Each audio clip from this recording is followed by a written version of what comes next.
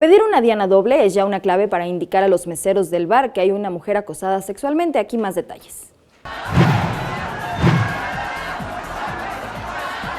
El ambiente, el baile y la música pueden ser aprovechados por sujetos para acosar a las mujeres en bares, restaurantes, discotecas o centros nocturnos. Para combatir el acoso sexual y apoyar a las mujeres en una situación de peligro, en centros de reunión nocturna de la Plaza Garibaldi existe el Diana Doble.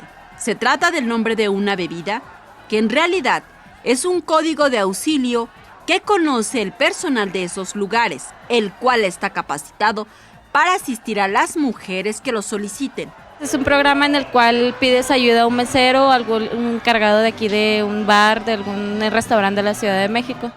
Hay 3 formas de pedir la bebida, según las circunstancias que viva una mujer en el momento. Un Diana Doble significa pedir a los meseros que acompañen a la mujer que necesita ayuda a llegar a su automóvil. Un Diana Doble para llevar quiere decir que el mesero pedirá un taxi seguro para que la mujer salga del lugar.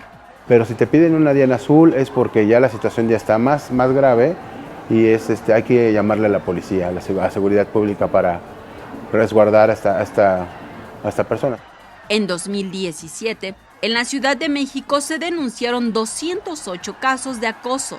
Para mantener informadas a las mujeres sobre las formas en las que pueden pedir ayuda, varios establecimientos colocaron carteles en los baños dando las especificaciones de cómo y en qué momento usar un Diana Doble, el trago que te libera del acoso sexual.